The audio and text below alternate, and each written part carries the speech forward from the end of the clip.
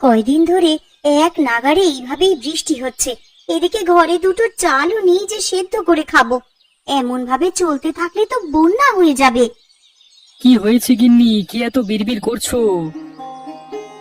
যেভাবে বৃষ্টি শুরু হয়েছে, এমন হলে তুমি মাছ ধরতে বেরোবে কি করে গো? আর মাছ না ধরা হলে সংসার চলবে কি করে? ঘরে যে কিচ্ছুটি নেই। আরে আমিও তো সেটাই ভাবছি গিন্নি, এভাবে বর্ষা বাদলা চলতে থাকলে তো না খেয়ে মরতে হবে আমাদের সবাইকে।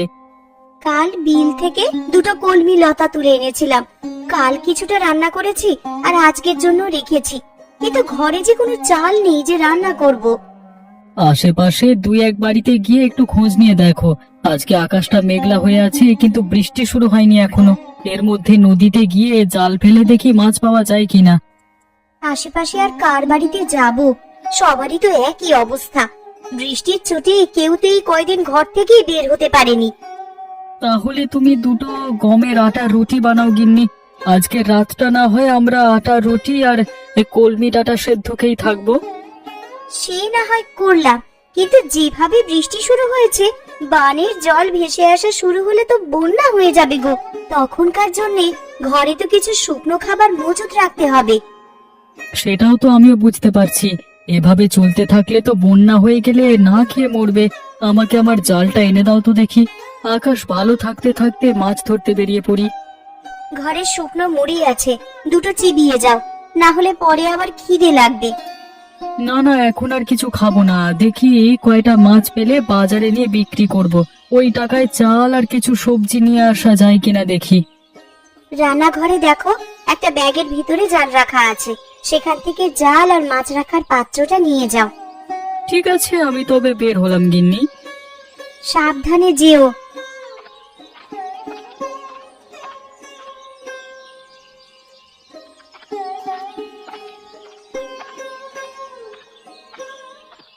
হায় হায় হায় হায়, কি হলো আমার? জমিতে যে জল জমতে শুরু করেছে। কিছুদিন হলো কেবল ধান তুলেছি, এখন জল জমলে যে আর গাছগুলো বাঁচবে না, সব জলের নিচে পচবে।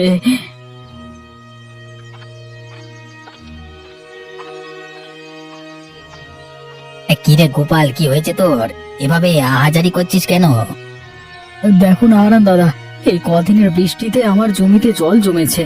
আজকেও তো আকাশ মেঘলা হয়ে আছে, যে কোনো সময় বৃষ্টি নামতে পারে। এভাবে চলতে থাকলে তো জমি জলের নিচে তলিয়ে যাবে। আমিও তো আমার জমি দেখে এলাম, আমার জমিতেও তো জল জমছে রে গোপাল। বুঝতে পারছি না কি করব। এমনিতেই বৃষ্টির জন্য মানুষের আয় রোজগারের পথ বন্ধ হয়ে আছে কদিন ধরে। তার উপর আমাদের চাষিদের যদি এই অবস্থা হয়, তাহলে মানুষ খাবে কি আর বাঁচবে কি করে? এখন থেকে আমাদের আগাম প্রস্তুতি নিয়ে রাখতে হবে, নাহলে পরে আমাদের বিপদে পড়তে হবে। আমরা গরিব চাষাভুষো মানুষ, আমাদের নিজেদের জমানো তো তেমন টাকা পয়সা থাকে না। যা থাকে জমির কাজে লাগিয়ে দিই ফসলের আশায়। তা তুই ঠিকই বলেছিস গোপাল, আমরা তো ফসলের আশায় কত কি বিসর্জন দিই। আর শেষকালে যদি ফসলের এমন হাল দেখি, তাহলে তো আমাদের আর চাষবাস করবার ইচ্ছেটাই মরে যাবে। এক কাজ করলে কেমন হয় দাদা? কি কাজ? আমরা যদি সেচে জমির জল সব বাইরে ফেলে দিই, তাহলে কেমন হয় বলতো? তুই খেপেছিস নাকি রে গোপাল? এই এত জল কি সেচে শেষ করা সম্ভব? কি করব বলো, জমির এমন হাল দেখে মাথায় যা আসছে তাই বলে ফেলেছি। বিপদের সময় এমন অস্বাভাবিক চিন্তা মাথায় আসে, কিন্তু তাই বলে তো আর বোকার মতো সেটা করতে গেলে হবে না। তাহলে এখন আমরা কি করব দাদা? কি আর করব, আকাশ পানে চেয়ে থাকা ছাড়া কোনো উপায় নেই। আকাশে রোদ উঠলে এই জল শুকিয়ে যাবে, তখন আবার ফসল বোনা যাবে যদি এগুলো নষ্ট হয় তো। আবার ফসল বুনবার মতো সামর্থ্য এখন আমার নেই দাদা। আর তাছাড়া আকাশের যা হাবভাব দেখছি, তাতে করে মনে হয় না এই বৃষ্টি এত সহজে যাবে। সে পরে দেখা যাবে, এখন এখানে বিলাপ করে লাভ নেই, চল বাড়ির দিকে যাই আমরা।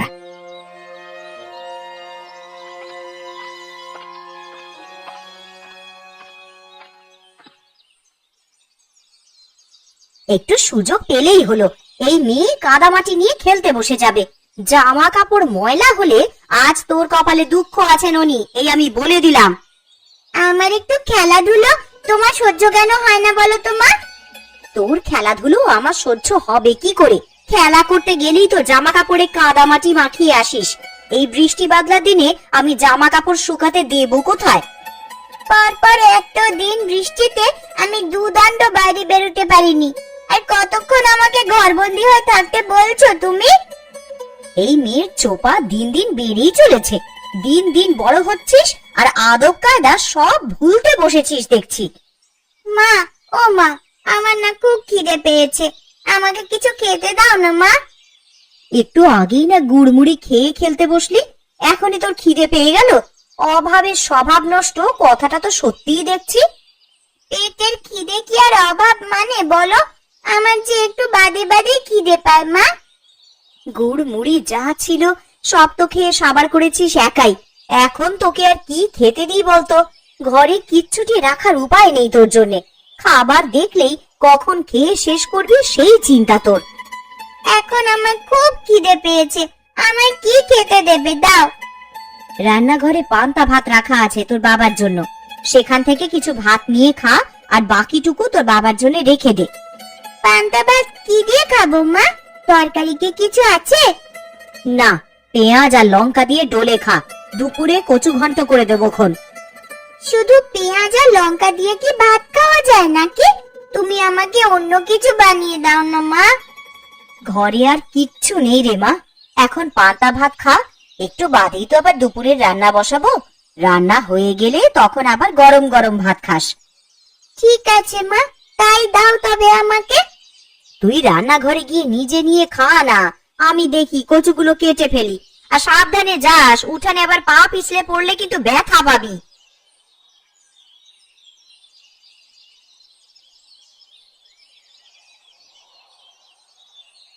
লোকটাকে সেই কখন থেকে খেতে ডেকে এসেছি, এখনো আসার নাম নেই। আর এইদিকে যে খাবারগুলো সব ঠান্ডা হয়ে যাচ্ছে। কই গো, সকালের খাবার খাওয়া লাগবে না নাকি তোমার? এতো খাজনার কাগজপত্র নিয়ে বসেছিলাম কিন্নি, ভেবেছিলাম হাতের কাজটা শেষ করে তবে খাবো। তা তোমার জ্বালায় কি আর হলো? আবার ঠান্ডা হলে তো আবার বলবে ঠান্ডা খাবার খাবো না। তোমাকে নিয়ে আমার হয়েছে যত জ্বালা। আমার কাজ না মিটিয়ে সেখান থেকে উঠতে ভালো লাগে না। আরে জানোই তো টাকা পয়সার হিসাব কিতাব। হয়েছে, খাবারের সময় খাওয়া আর কাজের সময় কাজ। এত টাকা টাকা করছো, মরে গেলে এই টাকা খাবে কে শুনি? আমার টাকা আমি খেয়ে মরবো, কাউকে আমার টাকার ভাগ দেব না আমি। হয়েছে বাপু, হয়েছে। তোমার ওই কালো বাজারি টাকা নেওয়ার ইচ্ছে আমার নেই। দুবেলা দুমুঠো ভাত খাই, সেটাই আমার হজম হতে চায় না। আরে মনে রেখো, এই কালো টাকা দিয়ে কিন্তু সব আরামায়েশের জীবন পেয়েছো গিন্নি।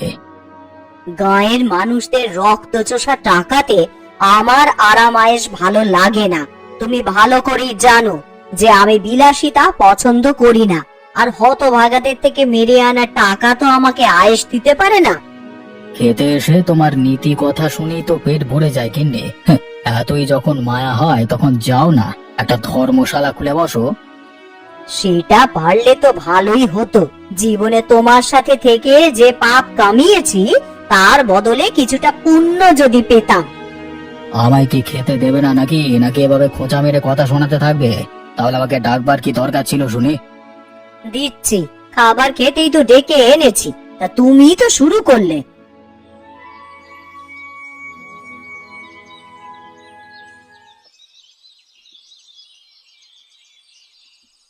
ননি, ও ননি, একবার এদিকে আয় তো মা।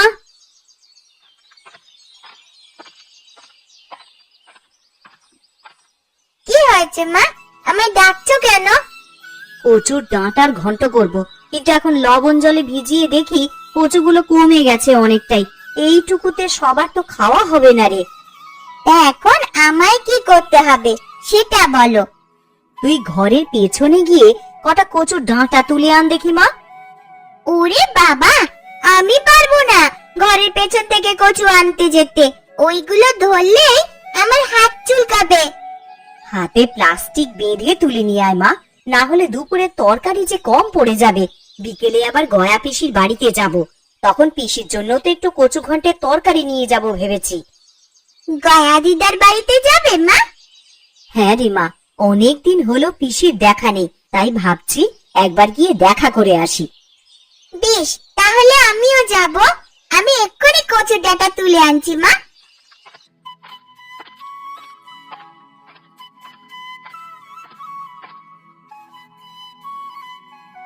জয়াদি, ও জয়াদি, রান্না বসিয়ে দিয়েছো দেখছি।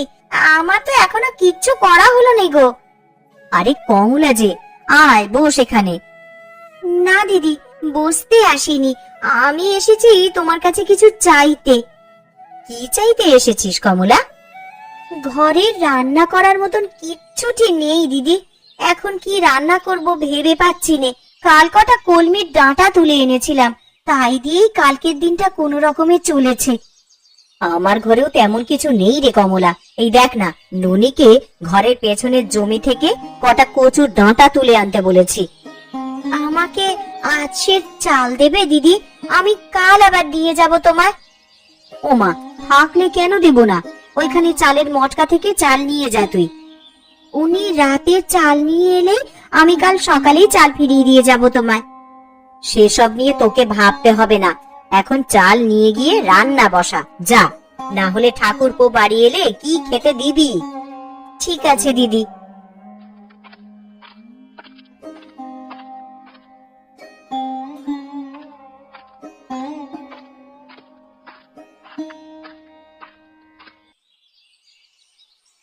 আজ দুদিন হয়ে গেল বাড়ির বাইরে কোথাও যেতে পারছি না।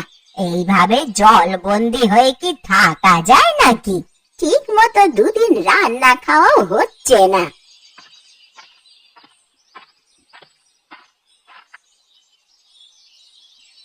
কি গো পিসি, তোমার বাড়িতে যে বানের জল উঠেছে, সারা উঠোন তো জলে ভরে গেছে গো। এই জন্যই বুঝি দিদার দেখা নেই আজ কদিন ধরে। ওরে, তোরা আস্তে আস্তে আয় এদিকে, দেখে শুনে পা ফেলিস, আবার উঠানে পা পিছলে জলে পড়ে যাস নে তোরা। তা এইভাবে জলবন্দি হয়ে আছো, আমাদের একটা খবর দিলেও তো পারতে পিসি। খবর দেব কি করে লছুরি? দেখতে পাচ্ছিস নে জলে আমার উঠোন একেবারে ডুবে আছে। এই হাঁটু জলে নেমে আমি এখন তোদের খবর দিতে যাব? খবর না দিলে আমরা কিছুই জানতে পারবো না তো। এখন তোমার জন্য কচু ঘন্ট নিয়ে এলাম বলেই না দেখতে পেলাম, না হলে তো আমরা জানতেও পারতাম না দিদা। তা তোরা আমায় কেমন ভালোবাসিস তা আমার জানা হয়ে গেছে। দুটো দিন পার হয়ে গেল আর তোরা এখন এসেছিস আমার সাথে দেখা করতে। কি করব পিসি, দেখলেই তো এই দুদিন কেমন টানা বৃষ্টি হলো। আকাশের ভাব ভালো দেখছি না গো, সন্ধ্যায় খুব বৃষ্টি হবে বলে মনে হচ্ছে। আরো বৃষ্টি হলে তো এবার জল ঘরে উঠে যাবে দিদা, তখন তুমি থাকবে কোথায়? এই বুড়ির আর কে আছে যে দেখে রাখবে? বানের জলে ভেসেই না হয় চলে যাব কোথাও। ছি ছি পিসি, এসব কথা কখনো মুখেও আনবে না। আমরা সবাই আছি তোমার পাশে। আবহাওয়া বেশি ভালো দেখছি না, তুমি বরং আমাদের সাথে আমাদের বাড়িতে চলো পিসি। হ্যাঁ দিদা, আমাদের সাথে চলো। এই বিপদে তোমাকে একা রেখে যেতে পারবো না আমরা।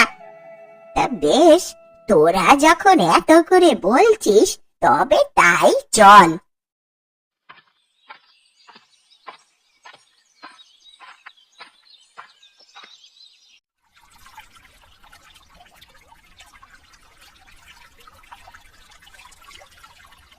ভাগ্যিস কিছু শুকনো খাবার এনেছিলে, না হলে তো আমাদের দুর্ভোগের শেষ ছিল না। যেভাবে বানের জল হুট করে বাড়িতে প্রবেশ করা শুরু করলো, খাবারের জন্য কোথায় যে যেতাম পরে।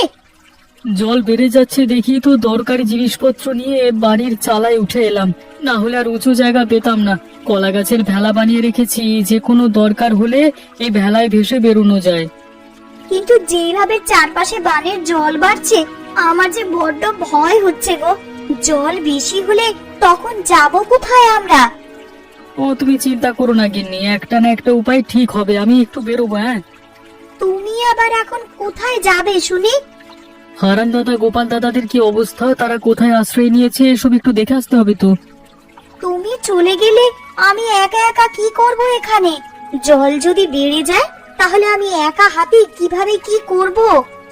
ওসব নিয়ে চিন্তা করো না গিন্নি, কলা গাছের ভেলা তো একটা বানাইনি, মানে আমি আগে থেকেই আরেকটা ভেলা বানিয়ে রেখেছি। কোনো বিপদের আভাস পেলে জিনিসপত্র নিয়ে ভেলায় চড়ে বসবে। হ্যাঁ, না বাবা, আমার একার এত সাহস হবে বলে মনে হচ্ছে না।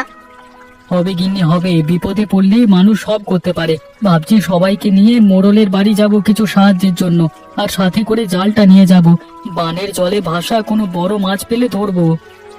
মানুষ বাঁচবে কি করে তাই ভেবেই মাথা খারাপ হয়ে যাচ্ছে, আর তুমি কিনা বানে ভাসা মাছ ধরবে? হ্যাঁ গো হ্যাঁ গিন্নি, যদি ভালো মাছ পাই তবে আমরা সবাই মিলে সেটা তো খেতে পারবো। কারোর কাছেই যে খাবার জিনিস তেমন কিছু নেই। তা তুমি ঠিকই বলেছো, এই সময় তো নদী নালা সব ডুবেছে, বড় বড় মাছ এখন বানে ভেসে আসবে। আমি জালটা নিয়ে একটু ঢু মেরে আসি, আর দেখে আসি সবার কি অবস্থা।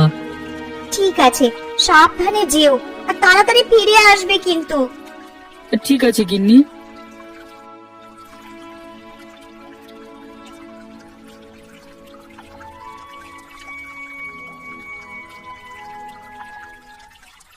একদিনের মধ্যেই কত জল উঠে গেছে। এইভাবে বানের জল আসতে থাকলে তো সারা গ্রাম জলের নিচে চলে যাবে। আরে ওসব নিয়ে তুমি চিন্তা করো না গিন্নি, সারা গ্রাম জলের নিচে তলিয়ে গেলেও আমাদের বাড়িটা উঁচু আছে, আমরা এখানে নিরাপদে থাকতে পারবো। তুমি কেমন মোড়ল বলো তো? আমি আমাদের কথা বলছি না, আমি বলছি গ্রামবাসীদের কথা। তাদেরই বিপদের দিনে তোমার উচিত তাদের পাশে দাঁড়ানো। আর তুমি আবার এখন শুরু করলে? দেখছো বানের জলের জন্য সবাই ঘরবন্দি হয়ে আছে, তার মধ্যে তুমি বলছো আমাকে মানুষের খোঁজ নেওয়ার জন্য। সব সময় নিজেরটাই বুঝলে তুমি। তোমাকে যে কে মোড়ল বানিয়েছিল? আমাকে গ্রামের লোকেরাই মোড়ল বানিয়েছিল, কিন্তু আমার ভালো তো তোমার হজম হবে না।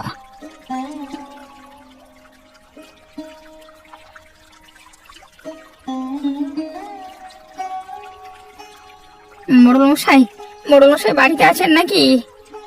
একবার বাইরে আসুন তো, আমরা সবাই আপনার সাথে কিছু পরামর্শের জন্য এসেছি। আমি দোতলার ওপরে এখানে, গোপাল তোর ওপরে তাকাও। আপনি আমাদেরকে একটু সাহায্য করুন না বাবু, না হলে তো সবাই না খেয়ে মারা পড়বো। কি সাহায্য করবো আমি তোমাদের? আপনার কোষাগার থেকে যদি আমাদের কিছু চাল এবং আঠা দিয়ে সাহায্য করতেন, তবে সবাই পেটের খিদে নিবারণ করতে পারতাম। আমার কোষাগারে যা খাদ্যশস্য জমানো আছে সেগুলো তো আমার ব্যবহারের জন্য জমানো আছে, সেখান থেকে তোদের দিলে আমি চলবো কি করে? কিন্তু আমরা যে সবাই খুব দুর্দশার মধ্যে দিয়ে যাচ্ছি বাবু। আমার ঘরে চাল নেই, তরকারি নেই, শুকনো মুড়ি চিবিয়ে দিন কাটাচ্ছি। ওই ঢের ভালো তোদের জন্য, আমি সেভাবে কিছু দিতে পারবো না তোদের, নিজেরটা নিজেরাই জোগাড় করে নে।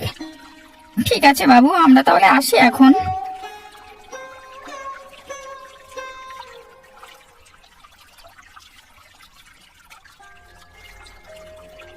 ও মা, দেখো দেখো, কত বড় একটা মাছ দেখা যাচ্ছে বানের জলে।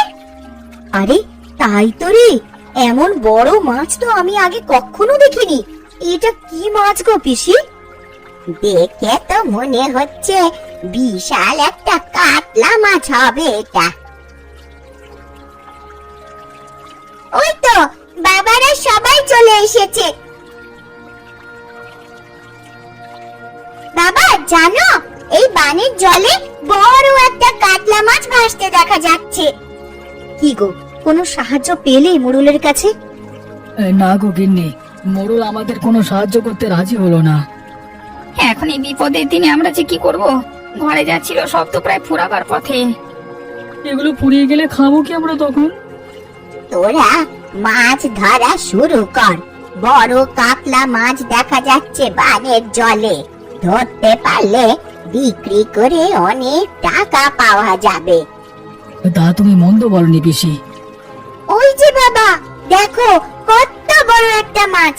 এমন মাছ আমি জীবনেও কখনো দেখিনি। তুই দেখবি কি রে? আমরাও যে এমন বড় মাছ আগে কখনো দেখিনি।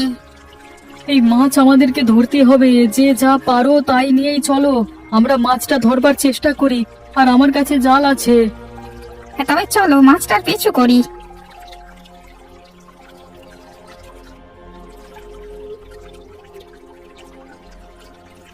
কিরে, তোরা সবাই মাছ ধরবার সরঞ্জাম নিয়ে কোথায় চলেছিস? আগে মোড়লমশাই, বানের জলে এক বড় কাতলা মাছ ভেসে উঠেছে একটু পর পর, তাই আমরা সবাই সেটা ধরতে বেরিয়েছি। ওই তো মাছটা আবার ভেসে উঠেছে। আরে সত্যি তো, মাছটা যে অনেক বড় দেখছি। আমি এর আগে এমন বড় মাছ কখনো দেখিনি গো। কুবের তুই জাল ফেল, আমরা বল্লম ছুঁড়ে মারি, দেখি কোনোভাবে মাছটাকে ধরা যায় কিনা। ধরা যাবে মানে? এক্ষুনি ধরে ফেলবো, আমি এই জাল ফেললাম।